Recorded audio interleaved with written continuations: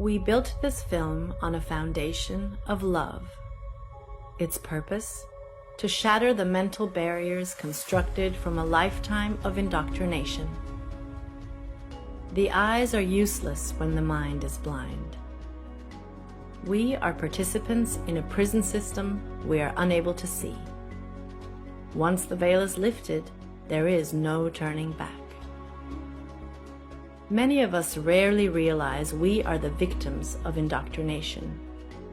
We follow the pre-planned layout of life, living in a state of confusion, controlled by a small group of individuals who possess great wealth, estate, and control. They monetarily benefit by keeping us blind to the true nature of the shape of the earth. Most are too busy to question what they are told or investigate the scientific theory about the physical world and its shape, wrongly taught in schools as fact. Inquiries made on a controlled platform such as YouTube or Facebook are quickly rerouted to videos and content that hold no merit.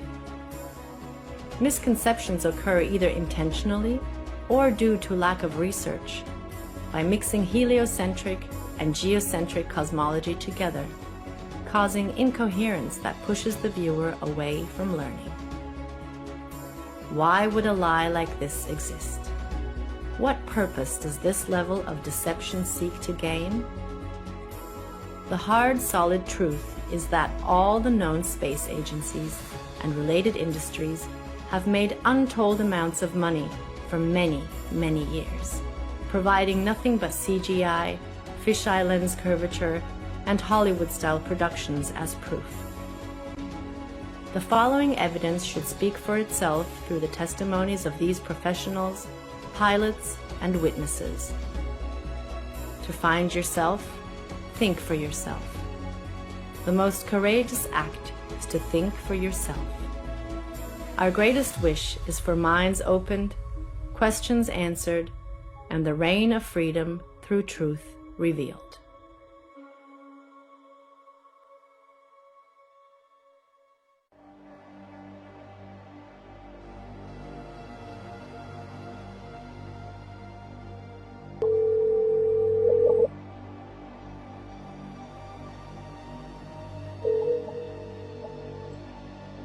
Good afternoon.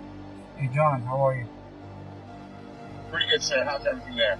Everything's good, can't complain. It's kind of windy out. Looks like it's gonna rain. But anyhow, I've been hit with these, questions regarding the flat earth. Trying to get information out of me, and I'm not too familiar with the subject. Can you help me out? Yes, sir. Copy that. I'll give you a couple of relatively quick examples that you can also research and elaborate as well. Number one, I'm a pilot, and when I used to fly out of Long Island towards Nantucket, bottom line here is they're going to give you some type of formula for every 100 miles. They're going to give you some type of XYZ per kilometer squared. Keep it very, very simple. Every 100 miles would be approximately 1 mile. 1 mile is 5,280 feet. The actual number is 6666, which is of Luciferian origin, which really reveals who's behind all the conspiracy and cover-ups, for everything. But the bottom line here is a very simple formula is for every 100 miles, you have 5,280 feet, which is 1 mile in curvature. So 100 miles equals 1 mile in curvature. Now, if I'm going, let's say, hypothetically, from Long Island to Nantucket, that's about $1.50. It's about 150 miles. So it should be 1.5 miles. So let's just take a mile. So with aviation, you fly at certain altitudes, whether you're flying in a easterly, a northeasterly, to a southwesterly direction. So hypothetically, I'm flying easterly at about 4,000 feet, which is an even number. If you add 5,000 feet of curvature, that would be around 9,480 feet, which does not exist. So the bottom line is pilots know every 100 miles that you travel, you would be dipping the nose down to compensate for 1 mile, which is 5,280 feet of curvature. So there's the proof right there that there's something very fishy with this globe Earth situation, because scientifically it doesn't matter.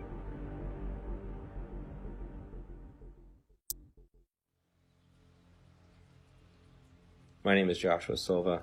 I am a licensed commercial pilot and flight instructor. I have had a lifelong love of aviation and aerospace, and when growing up I even fancied myself an amateur astronomer. I would drag my family and friends, anybody I could, to every air show I could possibly find in Northern California. I was the only kid you knew, or anybody knew, that knew the various components on aircraft, spacecraft by heart. I absolutely loved anything to do with flying or space. But my love of aviation and aerospace never stopped. I continued studying, had an entire library full of aviation books of various military and civilian aircraft, military history, every aviation campaign and theater in almost any war. I studied religiously, and it was just out of pure passion. Later in life, many years later, I decided to become a pilot. As strange as it may sound, it hadn't occurred to me to become a pilot up to that point. I just simply loved aviation and aerospace, but I decided to become a pilot, and I began attending a prestigious flight academy in the Midwest and attending university at the same time, and to gain a degree in aeronautics and aerospace. Shortly thereafter, I began flying twin turboprop aircraft out of Northern California for several nonprofit organizations, and years after that I found myself flight instructing for various small flight schools, both in California and in Arizona, and then on to large academies that trained for the airlines and even some military flights. Shortly thereafter, I began flying regional business jets, and that's when the story of me finding the topic of flat Earth started.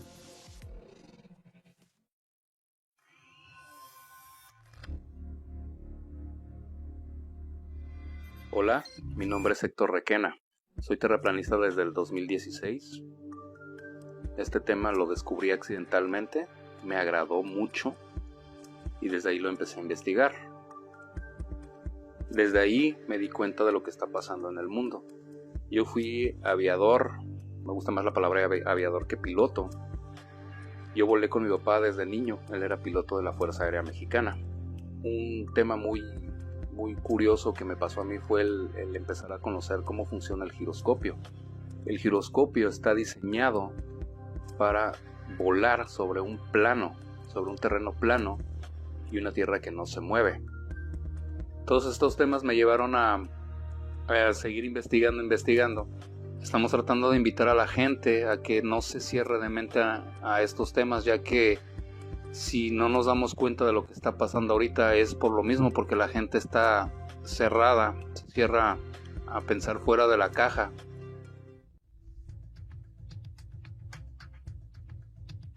Been a military brat all my life. However, I've been in the industry of aviation for the last 21 years. And I became an FE somewhere around 15 or 16. When I really started looking at conspiracies, I looked into Benghazi because I happen to work on government contracts abroad, overseas. But I've been in aviation for 21 years, anything from helicopters to aerostats to big birds, little birds, fighter jets, things with engines, no engines, big blades, little blades, compressor blades, which, by the way, that one's not a hoax. Jets do not run only on compressed air. Contrary to popular belief, it takes compressed air in a blended ratio of air to fuel to drive the now heated gas and rotate the compressor blades. This has been a topic of discussion between FE and, not everything's a hoax. Coriolis effect. With that ties into, obviously with no spin, around the axis points that they say exist at 23.4 conveniently, 66 off the 90 degrees, right? Everything ties into 666 with NASA and all the BS scientists. Our aircraft have things called ADIs, attitude direction indicator, which gives correlation between the aircraft housing or the shell around the gyro itself. The ADI is nothing more than a gyro that will always reference level. I don't care what any pilot says. I don't care what any mechanic tells you. You know, there's a reason that pilots have one book called a Pilot Operating Handbook, and there's every other book, right? From structures to avionics to wiring diagrams to the actual components that make up these systems. That is a standalone system. The ADI does not lie. I don't care how cold it is, how high you are, and some of these guys are pretty damn high. It doesn't matter where you're going. It doesn't matter where you've been. It doesn't matter where you are over the realm itself.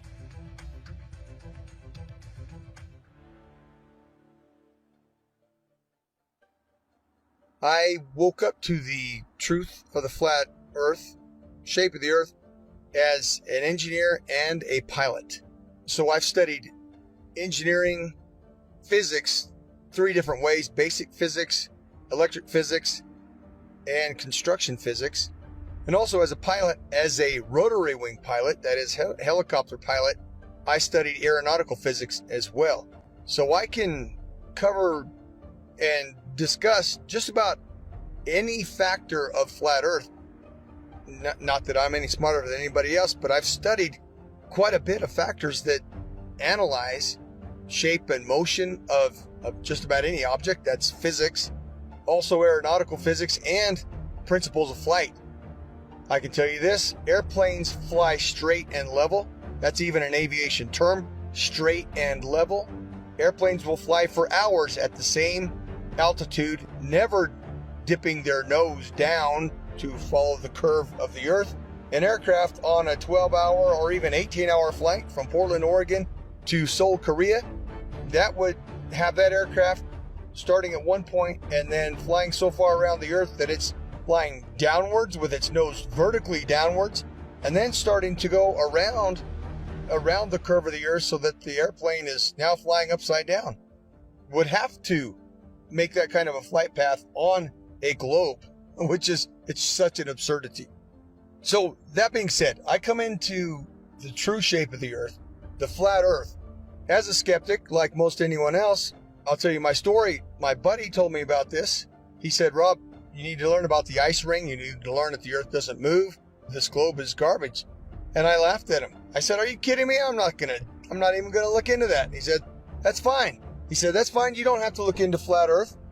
But until you do, he said, until you do look into flat earth, you will remain a slave of the matrix. And interestingly enough, at this point, this was more or less November, December 2015. I had already mentally resigned from the U.S. military for 3 years. I had already resigned because of Benghazi. I realized, and I saw for myself, I'd been working with U.S. as an Army officer, working for State Department for a good 10 years. And so what I did, I turned my physics awareness, I turned my studies into analysis of the shape of the earth.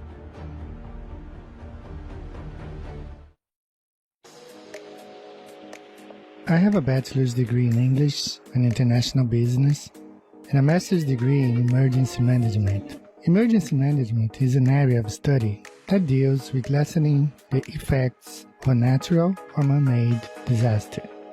Areas I had to study related to emergency management were meteorology, geology, geography, hydrology, and oceanography.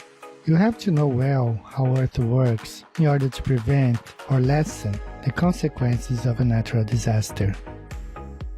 In 2019, I wrote the book called 16 Emergency Landings Proving Flat Earth. Not many people know that when I was younger, I worked for an international airline. I worked at the International Cargo and Logistics Division of the company at São Paulo International Airport. I had to know all international routes in order to provide our clients the precise information about import and exports, as well as the logistics of transporting cargo internationally. Our company transported from a simple parcel package to cars and helicopters to anywhere in the world. Having access to all areas of the airport in 1988, the Brazilian soccer team was about to board their flight towards Australia to take part of the bicentennial Soccer Cup in Australia. It was a tournament to celebrate Australia's 200th birthday. Two South American teams were invited to take part of this tournament, Brazil and Argentina. At that time, we had access to several maps, all based on the globe Earth model. The Brazilian squad left to Australia, a natural conclusion is that this charter flight was going to Australia over the Pacific Ocean, as the global model suggests, perhaps stop in Santiago, Chile, and then head to Australia. To my surprise, the flight went to Los Angeles. For several days, I could not comprehend the reason why that flight went to Los Angeles in North America to then go towards Australia in the Southern Hemisphere. This thing kept alive in the back of our mind for all these years.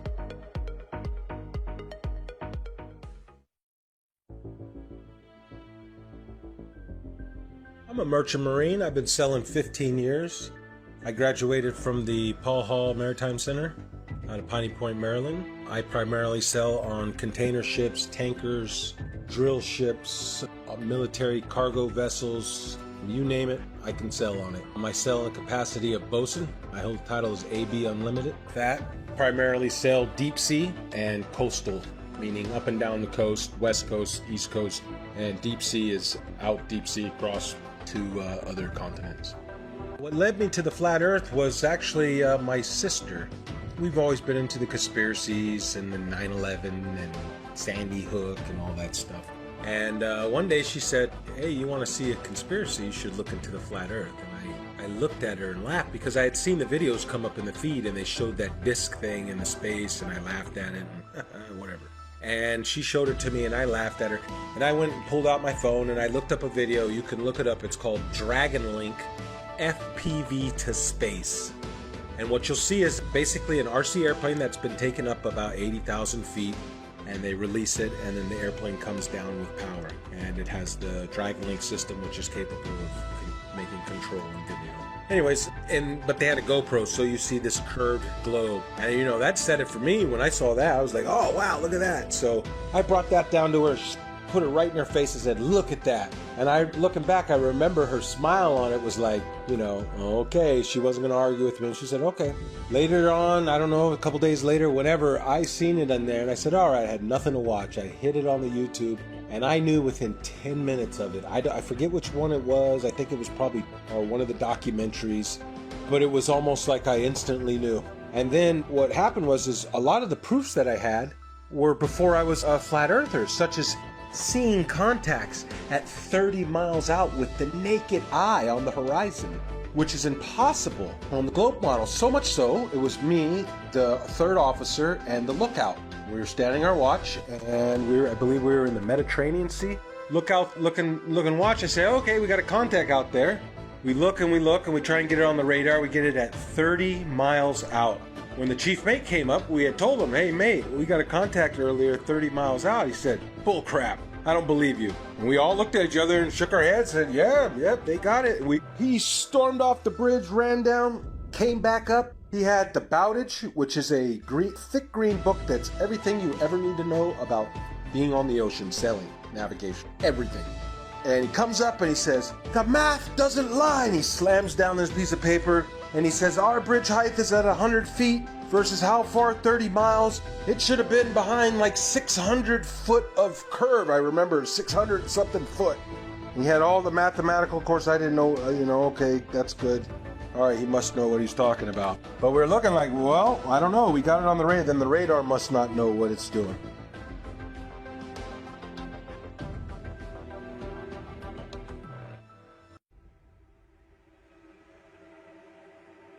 You can just call me Jay. That's what my friends call me. That's what I go by. I just go by Jay. My work experience, I joined the Navy when I was 17 years old. I had a secret security clearance. There's different levels of security clearance. There's like a lower level, then there's a secret, which is what I had, which is like a mid-level, and then there's a top secret. I did not have a top secret clearance, so there's a lot that I don't know. But I did have a secret clearance. So it's basically the mid-level security clearance for the government that I had. And I did that job for 8 years. I worked in operational intelligence specifically. The radar navigation, there's a limited scope of what we're able to see. Now, granted, this is 15 or 20 years ago. What I mean by that is, with it being 15 or 20 years ago, the technology nowadays on the new warships, I would imagine, are just off the charts advanced compared to what we had, 20 years ago in the early 2000s when I was doing deployments for the Navy. We're looking at the scope of the radar. Now, this is just going off of the actual screen that we can see. Now, there's 3 different screens. There's the basic radar screen where we have this limited scope where it only goes out like 25 miles, right? Then there's this other bigger screen, and I forgot the name of it, but it goes onto this huge projection in the Combat Information Center. Basically is where all of the information is housed. And on this huge screen, we can actually zoom out and see a significant portion of our area of responsibility. I can't say the exact number. Again, a lot of this is classified. Basically, when we zoom out onto this large projectile screen, it goes in and out, right? So the reason why we're able to zoom in and then pull back out is just for accuracy. So if we're looking at something that could just be like a buoy in the water, right? Just one of the little tiny buoys that the ships can use as kind of placements to track where they're going, that can be mistaken for an actual small watercraft. So we have to be able to differentiate between that and some of the ships that we're looking for, because some of the deployments we're on, we're out there looking for drug ships, we're looking for other types of ships, submarines, basically just to keep a track of everything. That's basically what the Navy and Coast Guard do. They want to make sure that they know what's going on in the seas, and that's kind of the way the United States Navy operates. They're basically dictating what happens in international waters.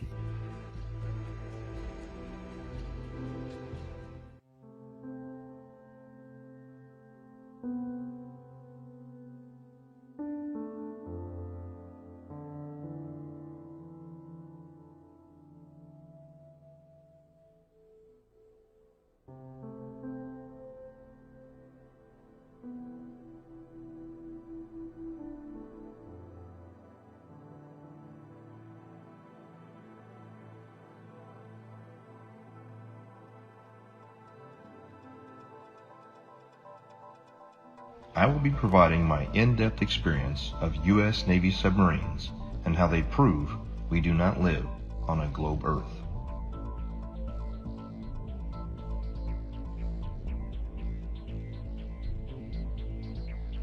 However, due to the nature of my job and the security clearance that I hold, I wish to remain anonymous.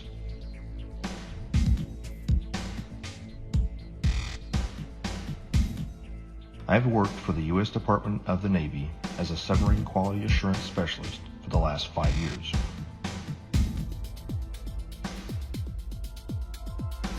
My job is to ensure that each submarine is built properly, safely, and to the engineer's plan.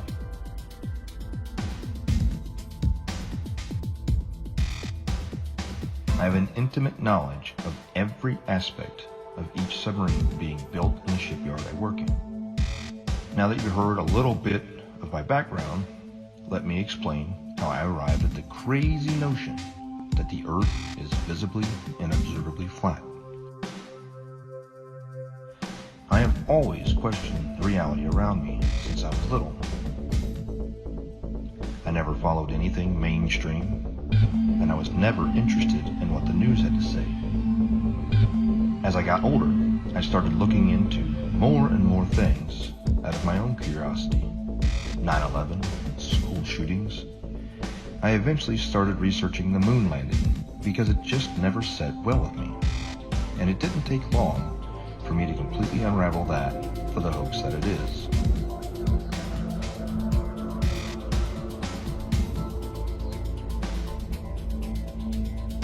After that, I was starting to realize that we had been lied to on so many levels. What else could there possibly be? Then I saw a video about the flat Earth pop up on my YouTube recommendations.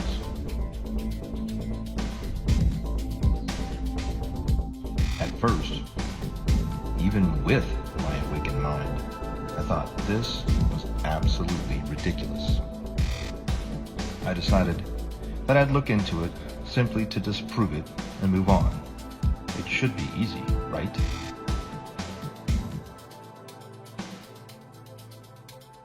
That was over 6 years ago, and I still can't disprove the flat Earth. In fact, the more I research it, the more it reveals. This leads me into my submarine experience. looking back on everything I had accomplished while on active duty with eyes to see, has only served to solidify my stance that we live on a flat and motionless plane.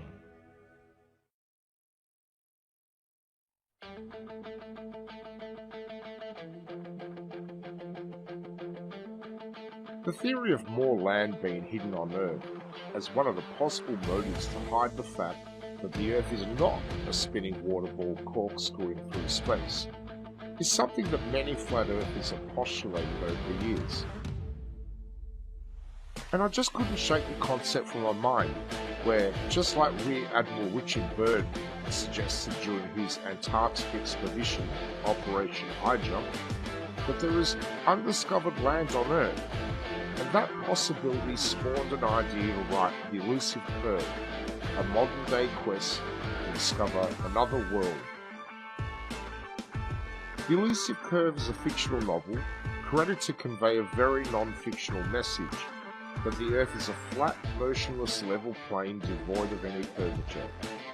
When Max Carter discovers irrefutable proof of the true shape of the Earth, the course of his life drastically changes, and he becomes a man obsessed, convinced that there is more land being hidden beyond Antarctica, and that he is going to reach it. The Elusive Curve debunks typical globe Earth claims, including ships disappearing over the horizon due to the curve of the Earth, the Foucault's pendulum, and the Coriolis effect, whilst presenting flat Earth proofs like visual perspective, level water over vast distances, and long-distance photography, all within the context of Max's varied and colourful relationships.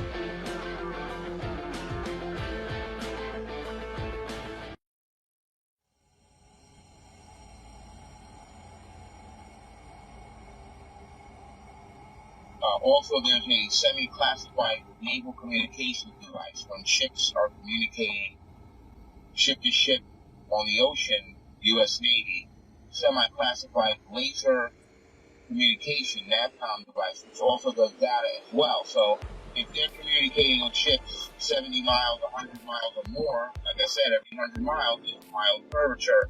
So it wouldn't work because lasers operate line of sight. They operate in a straight line. There's no curvature to the laser. So the bottom line here is the naval NAVCOM classified, semi-classified system that they use to communicate ship to ship, that operates on a laser, and if there was curvature, anything over, like I said, 100 miles is 5,280 feet of curvature, and the ship's diameter is nowhere near that, which you know. So there's another example, the naval NAVCOM communication device. Also, there's a woman, female KLH pilot, KLH Dutch Commercial Airlines. She got fired from her job a while back for questioning this issue. Now, they didn't throw her out of the company, but they gave her like a desk job, so this way they kind of keep her around and quiet so they can control. She's a very sane and rational woman. If they ask her, what happened, and she starts talking, it's going to raise serious questions. So we got the KLH pilot, we got the laser NAVCOM, U.S. Navy. We've got my personal experience flying from Long Island to Bangkok. There should be at least 5,280 feet of curvature added to the 4,000 altitude average while heading easterly. So there's something very wrong there. The numbers don't work. Could the Earth actually be flat? I began to see opinions and arguments that seemed logical, but I heard several arguments, which I now know were most likely disinformation, easily disprovable in the aviation world, but there were some that stuck with me. And so, myself being the way I am, I ran quickly, metaphorically, to my old textbook. And I opened my old textbooks, found them, unpacked them, cracked them all open, and even downloaded brand new copies in PDF form offline of all these books to make sure that nothing had been changed. I thought for certain that I knew exactly what compensation pilots are trained while flying to compensate for the spin or the rotation of the Earth, for instance. As far as falling around a globe, I assumed in my mind would be an aircraft's angle of attack. But upon more study, I found that not to be true. The angle of attack being the angle between the aircraft's flight path and the relative wind. which is something that pilots are very familiar with, and it's the idea that an aircraft has to be slightly pitched up, essentially to stay airborne, or a surface of that aircraft has to be pitched slightly to create a difference in air pressure to hold the aircraft aloft. And that is assumed, or was assumed at that time by myself and other pilots, to be the compensation one would make for falling around a globe while flying, period. But upon further research, I found that this was not the case, and it was not even mentioned anywhere. This compensation was not mentioned anywhere I could find in any resource that I had gone to flight school with. And they were extensive. There were many, many books, especially as one progressed towards the commercial flying side, especially elective courses, especially if you're going to university as I was studying aerospace, that you would assume, and I had assumed, that this was calculated for. Again, as far as ADIs, in every aircraft, it references the level horizon or references sea level always. There's no way that you can convince somebody of sound mind that if you take off from New York and immediately flip upside down, now your housing or your ADI is referencing upside down to you because you're upside down. It's right side up. It cannot deviate off level. It doesn't matter how much fuel you got in your tanks. It doesn't matter if you're a helicopter or an aerostat or a fighter jet. That gauge will always reference level. It has to, because otherwise it would be a poor reference. And if you could manipulate it, why would you even have it in the airplane or your aircraft? But if you go take off 2 miles away, do a barrel roll, you're now flying upside down. At what point does that gauge show you back right side up? A half a hemisphere away? Is that what we're led to believe? Is that what we're supposed to believe? At what point does it right itself if you never flipped back over and continue flying level? You see what I'm saying? It's ridiculous. It's ludicrous to think that thing compensates for curvature in straight and level flight.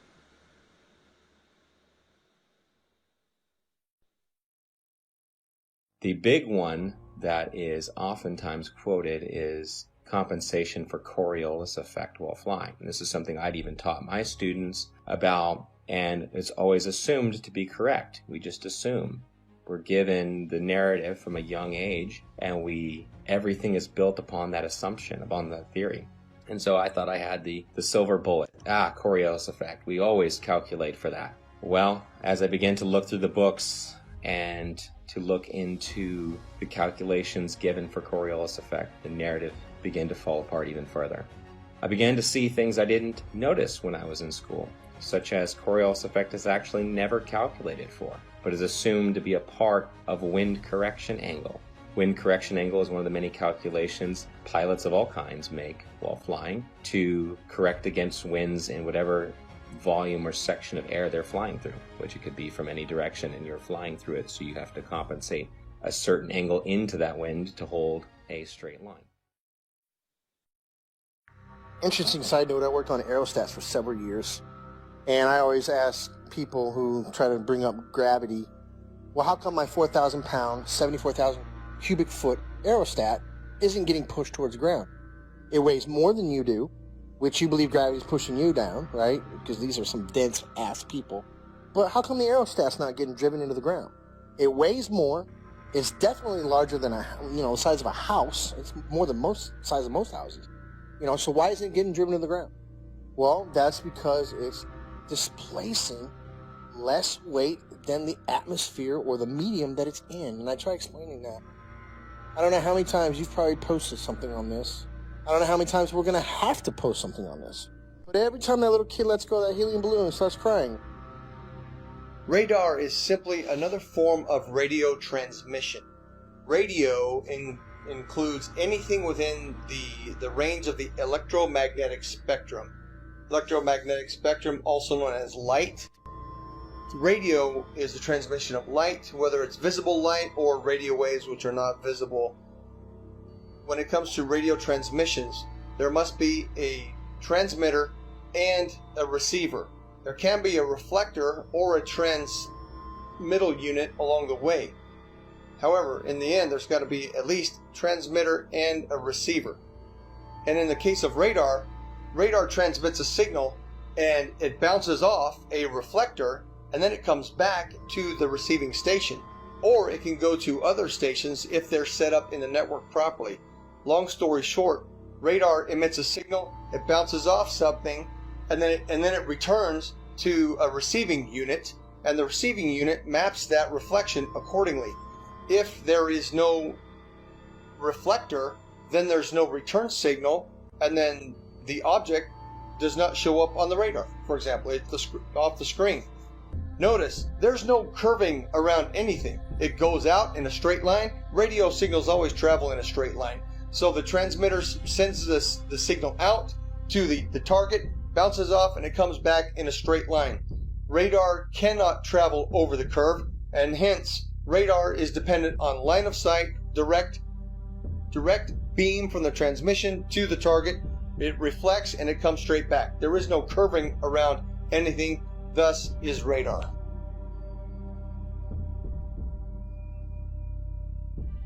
Also radar. Radar works in straight lines. The radar is incapable of curving around a curve, picking up and bouncing back the reflection of what it's picking up. So if you can imagine a ship on the other side of the curve, we'll say 30 miles, 40 miles out, it sends out the radar beam.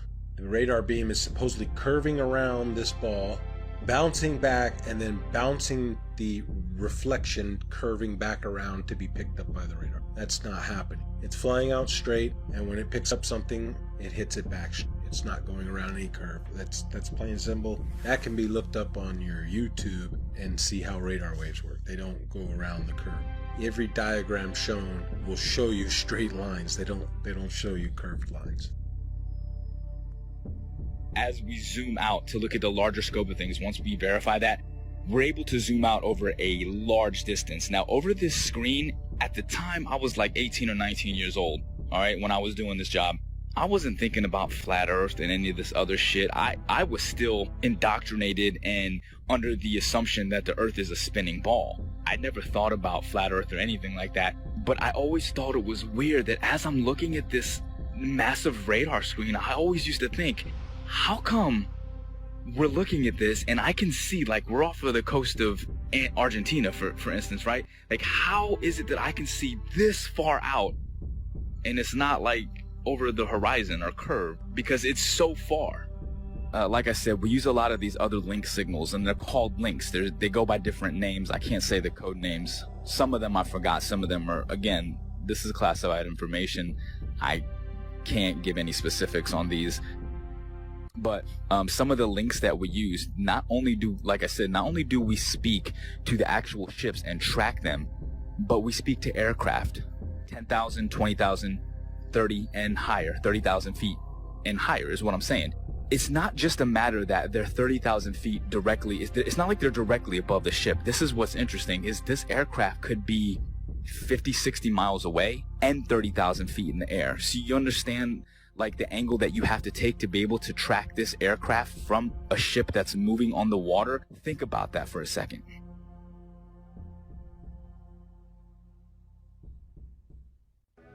I served on board of a United States 688I fast attack nuclear submarine, and I can personally attest that we never constantly angled down during our submarine deployments. One of our longest transits went from the Gulf of Oman around the southern tip of Africa and back to Connecticut. We were underwater for almost 3 months straight. My job on board as a radioman meant that I spent a lot of time both in the radio room and in the control room. The control room is where they navigate and drive the submarine.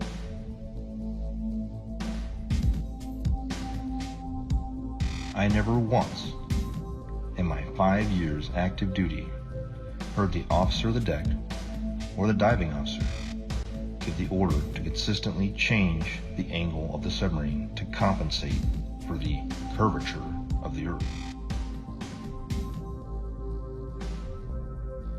The primary task of the diving officer and the helms and plainsman is to maintain the submarine as level as possible while in transit.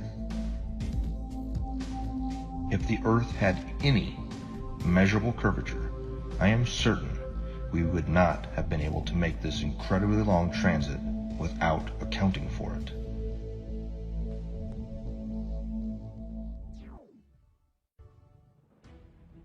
And then the big one is given after that. Well, GPS auto corrects for it. And that sent me down yet another path. GPS auto corrects for it. If it's a satellite-based system, how is it correcting for spin if it's also spinning over the same body? And why are there large gaps in GPS coverage over large oceanic bodies? Do they just turn them off? It's just not worthwhile? There have been enough aviation accidents at sea, very far from shore, that would say otherwise. And if you gave the American taxpayers, the ones funding these satellites that are supposed to track aircraft, the information that, well, we're just shutting them off because it's not worthwhile, those 3 or 4 jets full of hundreds of passengers just have to use other navigation methods such as dead reckoning, which is basically using a stopwatch and guessing to the next checkpoint, essentially. If you were to tell them that, they would be infuriated. So that could not be the case. Coverage was a problem. Even over large and non-densely populated areas, you would lose GPS coverage, even in jets at times. So this began to unravel the thread of satellites and satellite timing, and the fact that many reels of footage show these satellites being launched by balloon rather than by rockets. How the concept of these rockets doesn't even work to make it pass the atmosphere, much less leave something in perfect geosynchronous orbit. I actually had the privilege of working a short time at a satellite manufacturing company in Northern California. Got to see the assembly and participate in the assembly of satellites, space-based satellites, or so they are said. There would be small bottles encased in these structures that were encased by another structure. The small bottles were the fuel cells. These fuel cells were incredibly small, smaller than a diver's tank in most cases, much smaller. And this was supposed to be all the fuel that the craft needed to run and operate, as most are not actually electric, they're becoming electric now, and sustain itself in a perfect orbit by just small bursts from its engine or its propulsion system. But truth be told, I've been to many countries, done many things, all things aviation. I can say with absolute certainty, and I can attest, the plane does not dip nose down to follow the curvature of the Earth, ever. Matter of fact, most planes have an airfoil that are 3 degrees nose up in straight and level flight. And the reason that is simple. If the nose of the aircraft was at 0 degrees or level flying through the air, then it would porpoise, right? It would be quite violent because some of the air would go over the nose and some of the air would go under the nose. And it would cause that nose to go up and down, which is literally like a porpoise or a dolphin out of water. And that's exactly what would happen. So the wings are designed, when they are level, the nose is 3 degrees nose up. The fact, proven from multiple points, that there is no Coriolis to the motion of the Earth. And I'm speaking from a pilot's perspective, also an engineer's perspective, because I obtained a degree as an engineer before I went to flight school. So I'm both a pilot and engineer at once. So, number one, there is no rotation of the Earth, proven by the fact that a helicopter pilot can hover the aircraft indefinitely, motionless, above a single point of the Earth. If the Earth were spinning, as soon as that aircraft left the ground, the Earth would spin out from under it. Now, somebody may say that the air of the atmosphere rotates along with the Earth, which is one of the most absurd concepts imaginable, because if that were the case, then all wind would travel with the Earth. There would be no alternating wind currents when we know that the jet streams fly overhead, clouds move in multiple directions overhead, and a kite flying over the stationary Earth. The fact that a kite flies because of wind passing through, that proves that the Earth does not. That proves that the air does not move in unison with the Earth. Number two, airstrips do not rotate away from a landing aircraft. Anybody who's seen a pilot's view when an aircraft lands, well, the aircraft lands to a motionless airstrip. If the Earth were rotating, the pilot would have to turn to the angle at which the airstrip is rotating away and land at the speed of the airstrip, which is absurd, simply absurd. Airstrips do not rotate away from the aircraft, and on an east to west landing strip, if the aircraft is landing to the west, the airstrips do not land moving towards the airplane. That's insanity. Okay, simply stated. If the Earth was a spinning ball, it is virtually impossible for a ship to be moving at 25 to 30 knots on this curved spinning ball while tracking an aircraft that's probably going 300 miles per hour, 50 to 100 miles away. Really, I mean, these like P-3 aircrafts were pretty far and 20,000 feet in the air. It's just virtually impossible. It doesn't make sense. Again, at the time, I wasn't thinking like this, but looking back on the information that I had, I'm like, yeah, there's no way. There's no way that was done on a curved Earth. Literally, the only way that could work is if we are on a flat, stationary plane. We're cruising along. The boat is cruising along in the water. Like, think about it in terms of like a large, like, you know, like those backyard swimming pools. Picture the swimming pool filled up, right? And then your ship, you put a little boat on the swimming pool, and then, you know, you put like a little fake aircraft in the air. Now, from that ship, you're able to see the aircraft. It doesn't matter where you are in that pool, you can track that aircraft. If you're on a spinning ball curve, how the hell can you track an aircraft that could be in a position that's 100 to 200 miles away from you, 30,000 feet in the air from a different angle that's around a curve? It's impossible. There's no way that you could, there's no radio frequency that could track that. I'd like to point out that I see now that I didn't see before is that you have a magnetic compass and you have a gyro on any ship. And I'm not talking about your little crabberman show fishing boat, what are the deadliest cat? I'm talking about a real deep sea going, unlimited tonnage boat's going to have a gyro. And it is a big, huge box that sits usually behind the bridge or in the chart room. It's a big box and it's basically the gyro compass. Now, if you had two models, I guess, wouldn't you have to have one making the corrections, because it almost never matches the magnetic almost never matches the gyro. It's very rare that we're steering the same course. And they say it's due to deviation and variation is where you know, like the metals of the ship causes it to differ. And then you have the variation of the magnetic fields over the earth. I guess they change, you know, true north and magnetic north. But the way I look at it is, man, they got two different machines. One is a machine and one is from God. The way to get around the earth. God's not a dummy. He put the way to get around the earth with the compasses. If back in the day they had motorized vessels that can get them around, they would probably have got around a lot better. But they were at the mercy of the wind. People was like, oh, they didn't know their way, or, you know, they were using the stars and stuff, and they, you know. So I just believe that the two compasses, the gyro compass that's electronic, and then our regular compass is because they are switching the ways, you know, the maps. There's two different ways to get around the earth. They're tricking us. Here is another flat earth proof that I never noticed while I was on active duty, thanks to years of indoctrination. Periscope observations. When the submarine is at periscope depth and the observer is looking for ships on the horizon, they will start to see masts at about 8 to 9 miles, depending on atmospheric occlusion and sea state.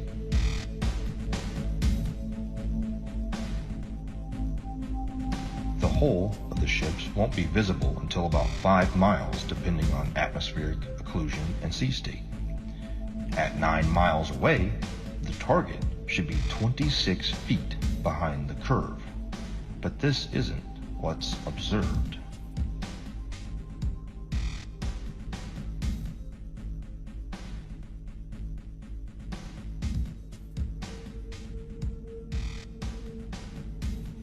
My final flat earth point on submarines is with regard to the AN/WSN TAC-7 ring laser gyro that is used on board of U.S. Navy submarines.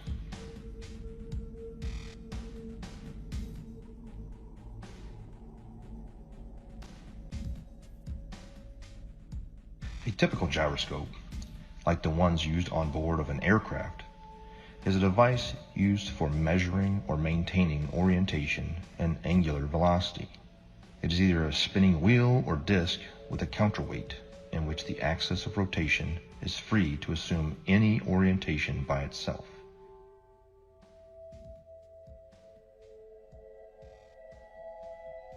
When rotating, the orientation of this axis is unaffected by tilting or rotation of the mounting, according to the conservation of angular momentum. However, a ring laser gyro doesn't have any established weight. They use light as a point of reference. It spins up a disk that shoots out lasers, and it has a digital encoder that deciphers where the laser strikes inside of the gimbal system. No make-believe gravity required. Let's just say we're like 30 miles away. These missiles can shoot much further than that. I can't give you the exact number, but say we're 30 miles away, okay? 30 miles is far. So from our ship, we can track on our little, we have like a missile projectile. It's like a radar, but it's a little bit different. It's specifically designed to track the missiles. You actually input the coordinates, latitude and longitude of where you want the missile to strike. Really, really high precision accuracy. I mean, really accurate. We hit that launch and the missile, and it will hit that target 30 miles away, even longer than that. Now, here's the thing. Again, that's not possible on a curved Earth. These missiles are huge, 50 caliber projectiles that are carrying massive amounts of explosives in them, okay? Each one of these missiles are probably worth hundreds of thousands of dollars. So whenever you're lining up these missiles to shoot at targets that are 30 plus miles away, if the Earth is spinning, again, now think about this. We're not sitting like on land holding a gun, all right? So picture this. We're on a ship, like actually in the middle of the water, okay? And the missile is shooting off of the bow of the ship. So if the world is a spinning ball, and we're on this curved Earth with water, and we're spinning 600 miles per hour through infinite space, I'm pretty sure that it would be physically like it wouldn't even make any kind of sense on a physics type level to be able to shoot a missile from a spot in the water on a spinning ball to pinpoint accurately hit another spot. And at night, we were going on one ship, on a military ship, and this is with night vision goggles, 50 miles, and these guys were on the bow. They were not even on the bridge where you'd be 100 foot up. They were on the bow, which is barely probably 40 feet off the water's edge. So these guys, and they have the latest state-of-the-art. This was in 2015. 2015, they had state-of-the-art, what do they call them, night vision goggles. So these things are capable of seeing that far if we live on a plane. You can't deny it. It was so obvious, but not to everyone else. I guess the programming's harder than other people, so they don't want to hear it. But over the years, I have learned the model. I know the model like the back of my hand. I can show proofs. I have ammo now. So when I go out there and I tell somebody, hey, that's impossible, and I'm talking to a third mate or a second mate who's an officer who went to college, meaning they paid for their education. Because when you pay for your education and you're making a handsome salary on it, you can't be wrong. How could I be wrong? I'm making a salary, they're paying me, I paid for this career, everything's working great in my life. You are obviously wrong. All the math works. So with that, it's hard. But when you stump them and you start showing them stuff, it's hard for them to say. And then they start saying stuff like, oh, well, what does it matter anyways? I don't care. And there is the 8 inches per mile squared. But you guys can't look at it three-dimensionally. It is two-dimensional. It is the amount of deviation that's required for you to come back inward. If you are walking east from north, meaning you are going around north equidistantly, and you walked in a straight line east 1 mile, you're going to have to deviate 8 inches back to the left to get back on the equator, right? Look at it on the flat earth map, and clearly it makes sense. If you walked 1 mile in a straight line east, you have to deviate 8 inches after each mile to stay on the equator. The 8 inches per mile squared is a real measurement, if in fact we consider the equator to be a real place, a real location, ever, always.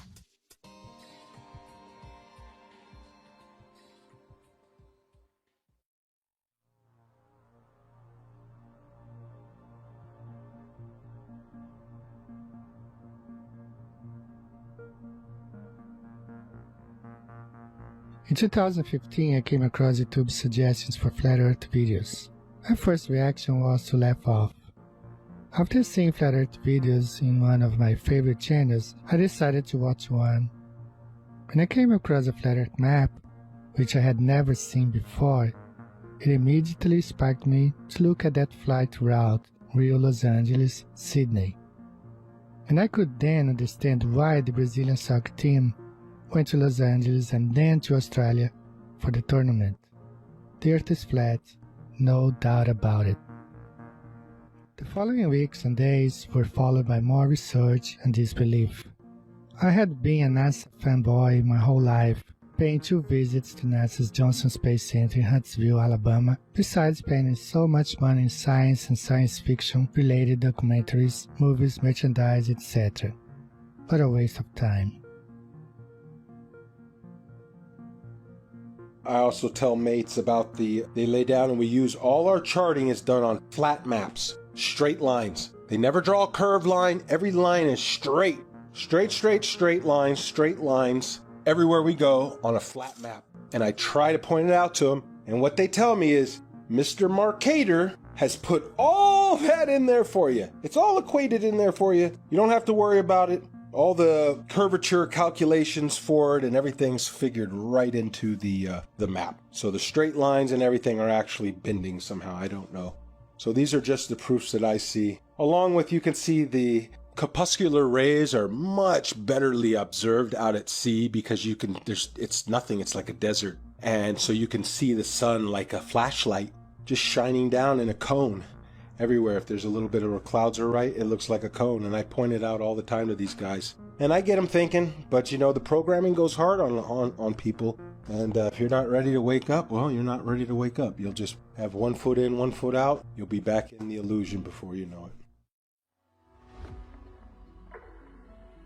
The narrative began to fall apart. I would continue studying and finding that what I fear to be true is reality.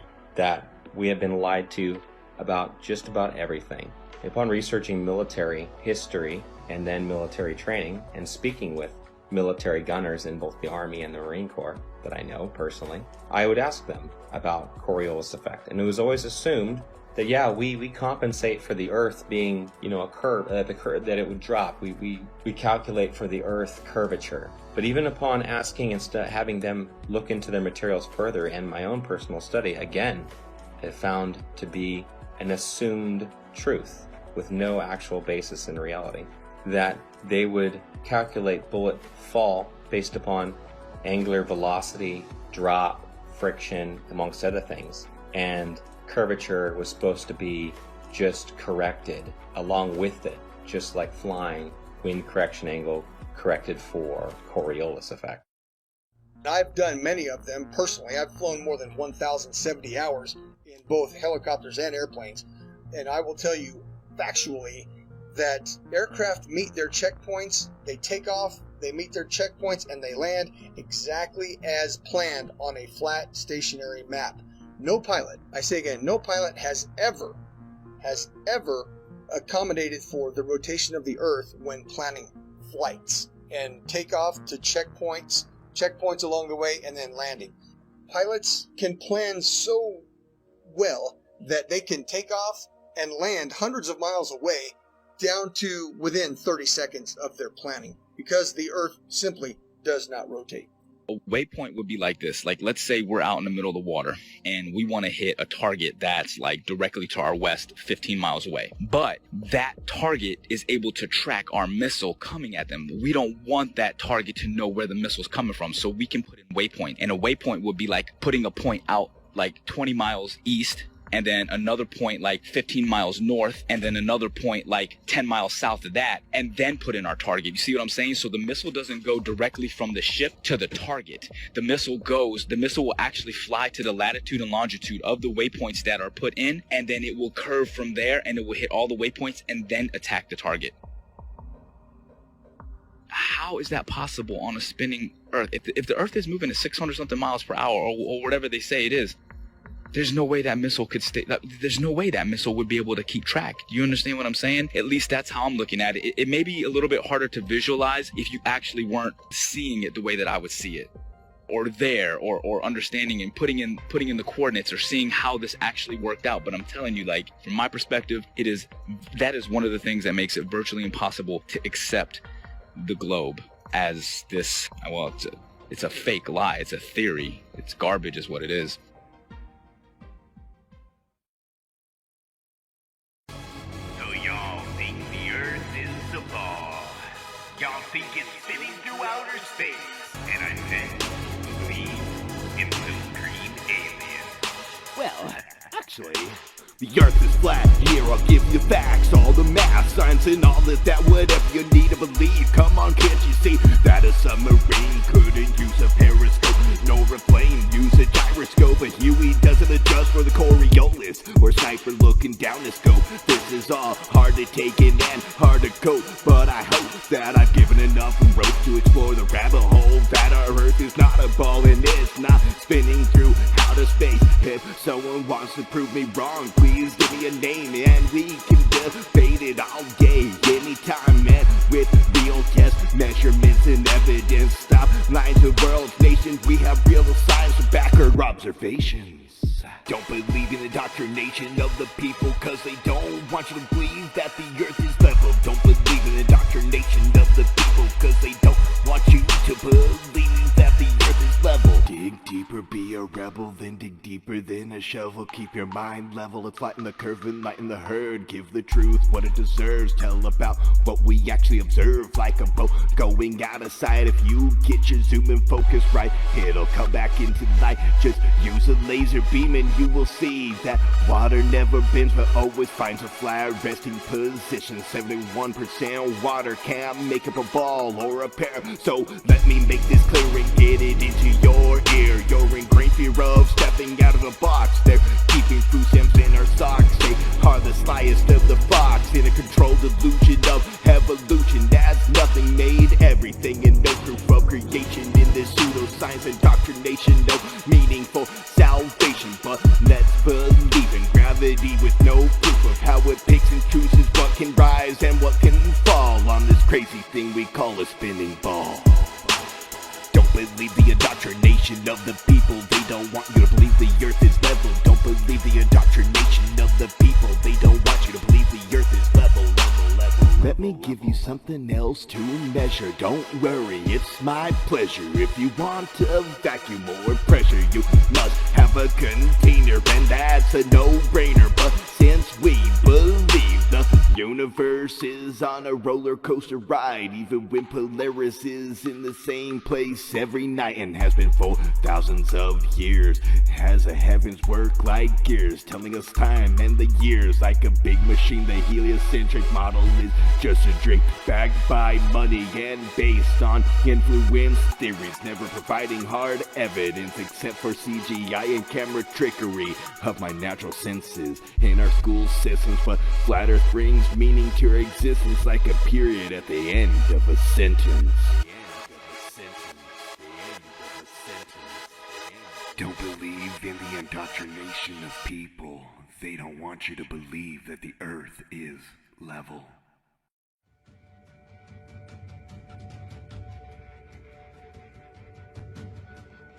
When it comes to a deception this big, it's hard to dismiss. And for the people that say, I don't see how this would affect me either way, you don't know. It's like telling me about Argentina when you've never been there. Or it's like telling me about owning a Corvette when you've never driven one. You haven't experienced it. And if you have been through the Flat Earth Awakening, you know how it would affect you. This quite possibly may be the biggest awakening of mankind. Think about it. If you believe in this mass fallacy, you've been robbed of some senses and you don't even realize it. You don't trust your sense of touch or feel. You don't trust your sense of sight. You've been told the Earth wobbles, spins, and orbits, but you don't feel a thing. You've been told that sunsets can't exist on a flat and stationary plane, but you don't understand the vanishing point of the law of perspective? After it's possible to understand and decode a mass deception, it becomes a lot easier to understand other lies. It opens your eyes and raises your discernment. So when it comes to lies like JFK, the moon landing, chemtrails, fluoridation, 9/11, etc., this is one of the most important factors of life I've ever been awakened up to. If it's possible to open your mind to this, your receptors will connect so much faster and stronger than you've ever experienced in your life. Understanding the ground you walk on every day and the luminaries that go over your head every day, which I still don't understand all of its entirety, can change your life forever. Knowing you are specifically, intelligently, and uniquely designed so you know mentally, physically, and spiritually your vibration, energy, and frequency of life. So don't act like this doesn't matter. We've been lied to on a mass caliber.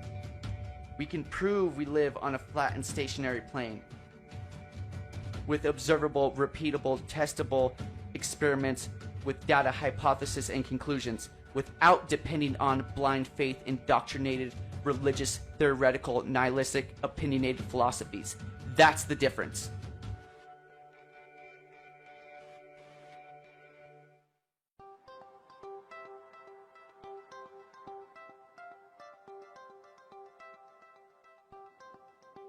Is it possible that almost everything that we were taught from the time of our innocent adolescent time as children to the completion of our chosen path of studies in college was not only incorrect, but was part of an educational doctrine of spiritual disconnectedness from what truth is and what our reality in the world that we occupy today?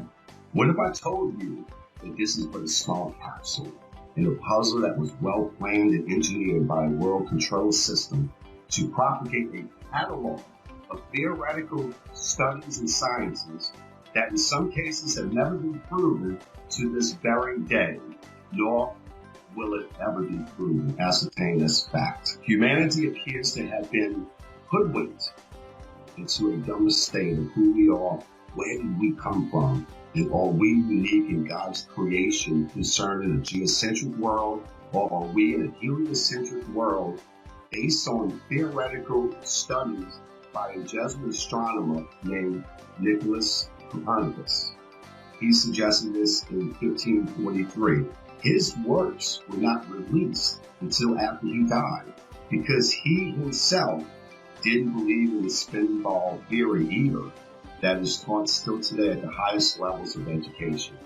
On my book, which is the variously planned agenda that has gone on for 474 years, seems to be threatened to become full disclosure of the biggest lie in the history of mankind that is kept by the world's oldest secret society called the Freemasons.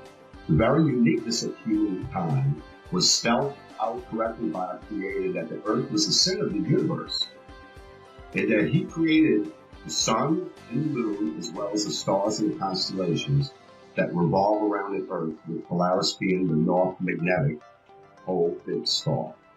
How could space possibly exist when you and I have never been in our entire lives seen a real photo of what our own world looks like?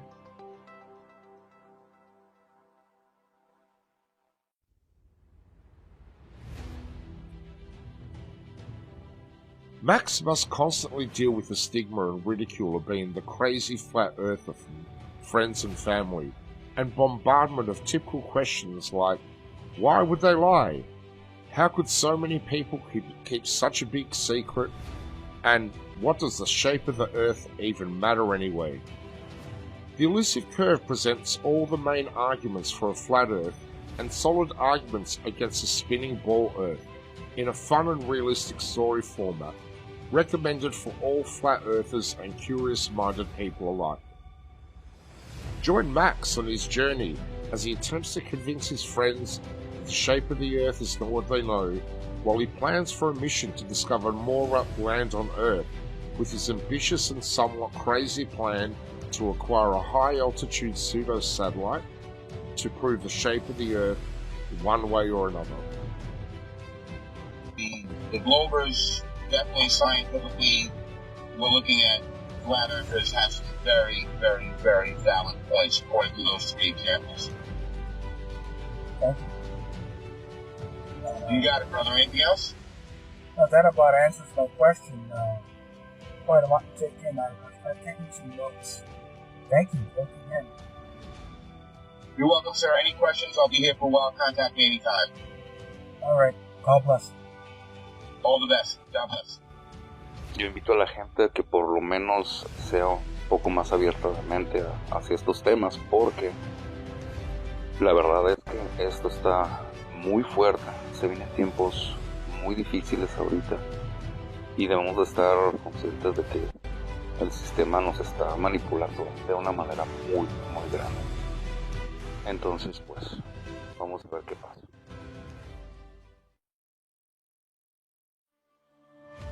So that began my journey down the flat earth. And since that point, I've only found more and more voices, more and more educated people, educators, professionals who are beginning to shed light on this subject in ways that I can only begin to imagine. But I'll never forget the day that I realized my plane wasn't falling around a globe, that I could look out the cockpit window, 185 degrees plus field of vision at 40,000 feet, and not see one iota of drop, but nothing but a flat, beautiful, motionless plane. The assumed calculations that we made that were compensating for Earth rotation were just a part of a calculation based upon wind speed and the angle we had to hold in order to fly against that wind and go in a straight line to our destination. It's one of the most freeing truths I've ever experienced, because in some small way, the idea that these other conspiracy theories and things we've been lied to about are true. But this biggest one is the biggest truth of all. We've been lied to about everything. It means we can start over. We can start again.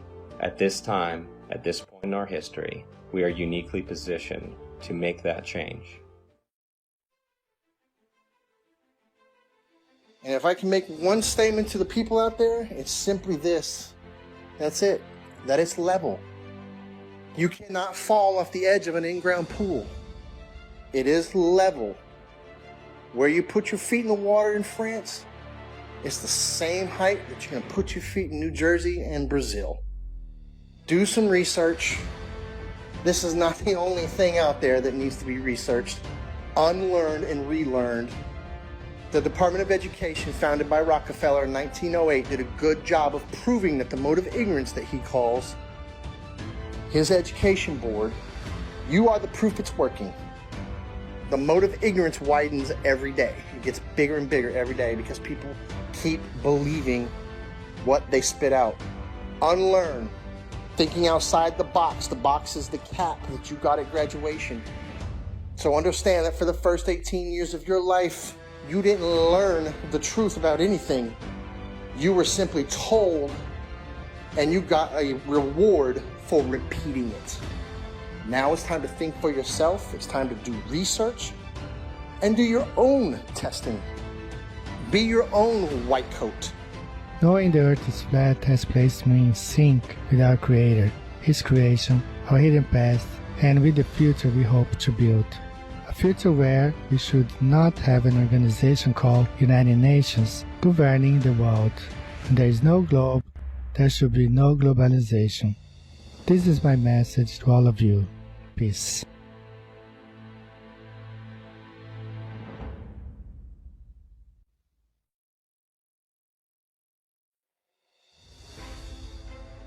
My message to the people is that if you're watching this documentary and it strikes a chord with you, research it. Find out more about it. So my message is research it. Get all the ammo you can, because if you try and go out and tell your family member or friends or co-workers and you try and tell them this, hey, that, they're going to laugh at you. And if you don't have the ammo to defend it or the right content to show or to start a kindle a fire with somebody's interest, if you don't have that, you're going to get laughed. I made the mistake of when I just knew it. Right when I seen that video, I said, okay, it makes so much sense. I knew it right away. I went and tried to tell everybody before I knew. I just blurted out little proofs. Airplanes don't dip their nose, the water lies for, and they'd hit me with some of that science stuff, that pseudoscience, and I couldn't defend it, and I would look like a fool. And then when I had the knowledge, it's harder to defend it because they've already don't take me serious. But now I've gained such a knowledge on it and such what you would call ammo that I can defend it in a way that you're going to get one of these reactions. well, what does it matter if it's round or flat? My life doesn't change, doesn't matter, either way. That's how you know that you're striking a chord. Their ego doesn't have anywhere else to go. So from there you can work on them. But like I said, learn the model, learn to defend the flat earth model before you tell your coworkers, loved ones, or anybody, that matter that you don't know, because people you think that you know well are going to look at you like you're crazy. And unfortunately, that's due to the programming, and everybody believes one thing, so how dare you believe another? You got to fall in line.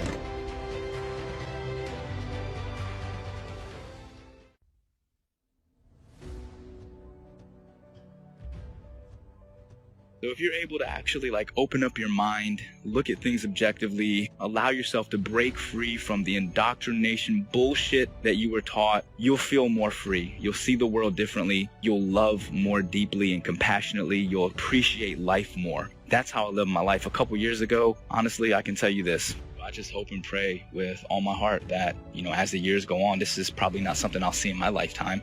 But, as my children grow older and my children's children, as the generations go on, the truth will start to emerge. And it is starting. I mean, it's incredible, that so many people are starting to really awaken. But, 10, 20, 50, 100 years from now, hopefully we can break free of the chains of indoctrination and really see the world for what it is and actually appreciate it and love the world and love each other. And I think if we all understood that there is a creator, people would be less inclined to be so abusive toward each other and the earth. So that's my big message for the people. Just think for yourself. At the end of the day, just be a good person.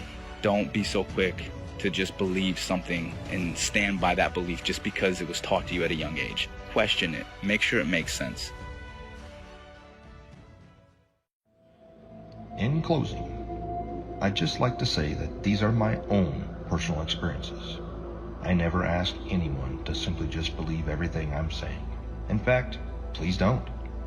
That's how we've gotten into this whole mess to begin with, by blindly following others who say they've already done the research for you. You allow deceptions to occur. Please do your own research and test all things.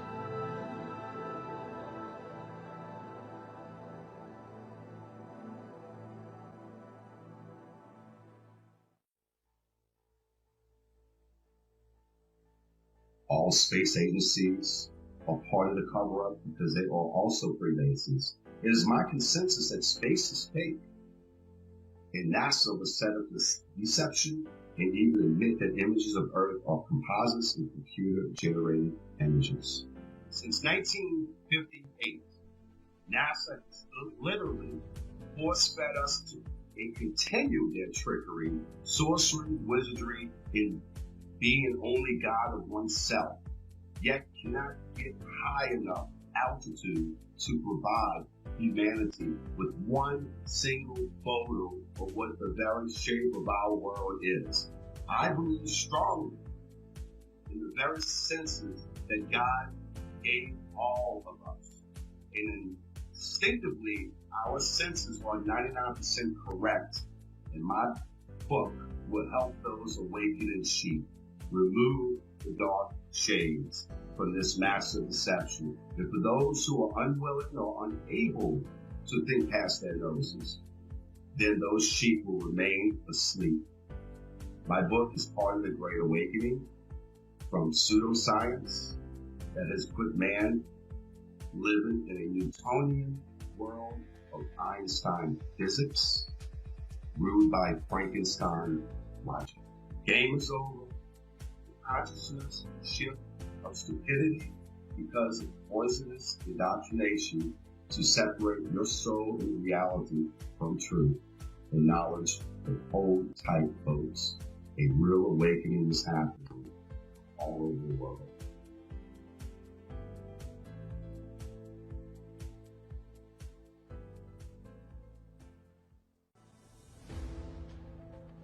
The curve of the Earth, the spinning ball, as well as evolution, dinosaurs, nuclear bombs, and everything else that they teach in the schools that's not founded on Scripture. Number one, it's mathematical, geometric, geospatial, geophysical, and in all other respects, The spinning ball Earth is a scientific absurdity, provable by observation and measurement and repeatable science experiments. The spinning ball Earth does not exist. There is no curve to the Earth. There is no Coriolis. There is no such thing as a spinning ball Earth. And at the end, the Bible, which was a textbook, and I say again, a scientific textbook written long before any of the universities that we have today, the Bible says the Earth is flat and stationary. So therefore, we can dispense with all of our science school learning that doesn't agree with the Holy Scripture. The Holy Scripture tells us that the Earth is flat and stationary. All of our measurements, and indeed our personal senses, tell us that the Earth is not moving. There is no curve to the Earth. Jesus Christ is the Son of God. The Holy Scripture tells us the nature of the Earth. The Earth is flat and stationary. Pride, ego, and reputation are three characteristics I see in every spinning ball believer. Let your pride down, knowing you've been heavily deceived your entire life. Let your ego be washed away, knowing it's possible you've been manipulated on such a scale as this. And stop caring what people think about you. I'm not saying be as external and abrasive as some of us. Just realize that yes, we are human, and we can be programmed to think certain ways, but also know we can be unplugged and become critical thinkers, observers, and researchers without being told what and how to think. From an education system that runs kindergarten curriculum all the way up to Harvard, that was bought over by the Rockefellers a long time ago. This is our time, not theirs. It's time to stand up and start acting instead of relaxing and being told how and what to think. From mainstream outlets that are owned by the Bilderberg Foundation, the Triangular Commissions, and the Council of Foreign Relations. Think for yourself and stop falling victim of popular public opinion that are owned by these anti-God secret societies. In my in particular gifted opinion, the most precious gift God gave us is free will, but it's up to us to choose what's right and what's wrong, what's light and what's dark, what's positive and what's negative, what's yin and yang, what's in motion and stationary, what's flat and what's round, what's good and what's bad. We can't tell you what to do. I can lead you to knowledge, but I can't make you think. It's your choice to take the blue pill and go back to sleep, or to take the red pill and stay awake the rest of your life, knowing you are chosen. Because many are called, but few are chosen. And I promise you, once you go flat, you do not go back. They couldn't stop this movement if they tried, because truth prevails. Rest in peace, the globe. Every truth has a specific time and moment to manifest itself. Technology being the catalyst for this truth to re-emerge and reveal itself again. And proof that it's not a myth, fantasy, or a misunderstanding of our ancestors and all ancient cosmologies. The geography of Earth that is flat and also disguised in words like plains, the Great Plains, the lowlands of Europe, the flatlands, the savannas of Africa, the Amazon basin, salt flats, the mud flats, the depressions, the Arctic tundras, the tablelands of Australia, the steppe of Russia, grasslands of Argentina, the ice sheets of Antarctica, the wetlands of Florida, and the levels of England. Over these vast plains flows rivers and canals like the Nile, Amazon, Mississippi, and countless more, for thousands of miles flowing level in every direction. The oceans and seas that occupy 70% of Earth is flat and level water, but science have no way to prove that it curves or sticks to a spinning ball by a magic force called gravity. The majority of the seabeds of the seas and oceans are abyssal plains. As we say, as above, so below. The longest line of sight of observing Hudson Bay at 1800 miles and my own Himalayan ranges observations on 2 occasions of plus 2000 miles It's just impossible on a globe Earth. No physicist can debunk the testimony presented here by the first category witnesses, nor the real geography, nor the longest line of sight, nor the countless researches, investigations, and evidences that prove we live on a flat and stationary plane. The one who needs to prove that it's legit or not is the globe.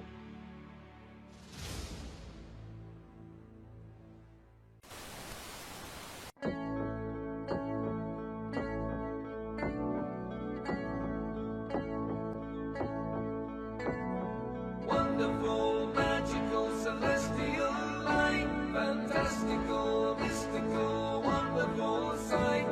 Belgian Swiss physicist Auguste Piccard, 1931, first to reach for the stars, was the first to explore the air view stratospherius, a scientist curious to see what was there. An aluminium black ball on a helium balloon, hydrogen with photos and instruments, sailed towards the moon, rose in just half an hour, 52,000 feet, 10 miles of depth air pressure, left for dead, trapped in heat and cold, but disproving gravity. Wonderful, mystical, beautiful sight, flat line separation of black from blue light, a world run by deceivers, false make-believers, hiding in shadows, stealing our light.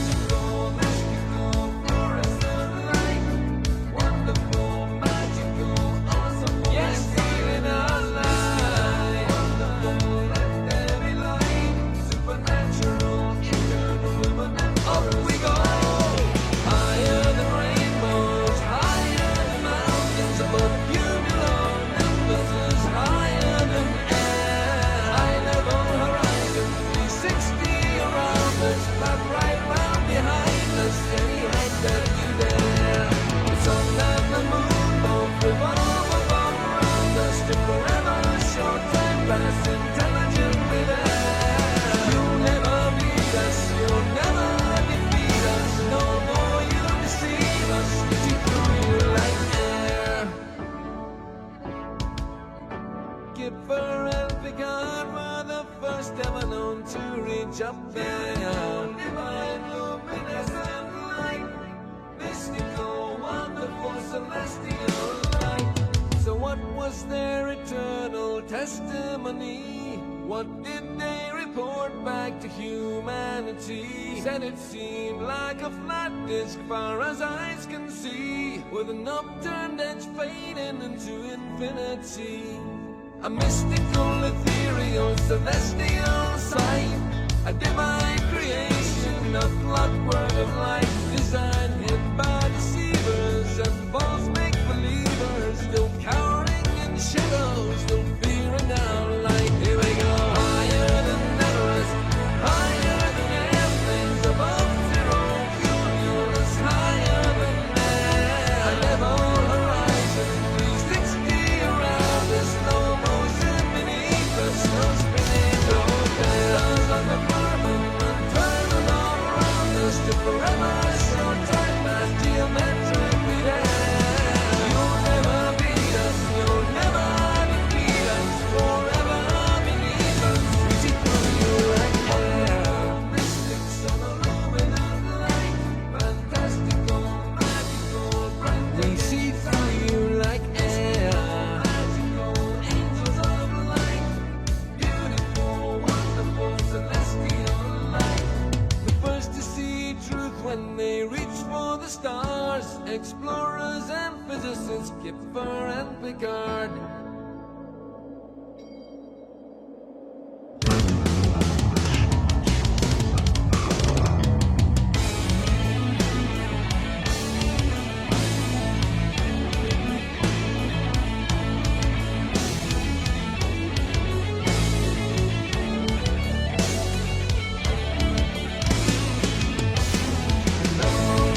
Motionless, moving we are.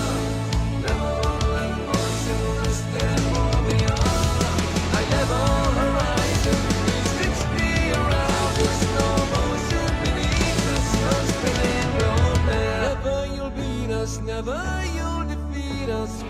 forever beneath us. We see through you like air.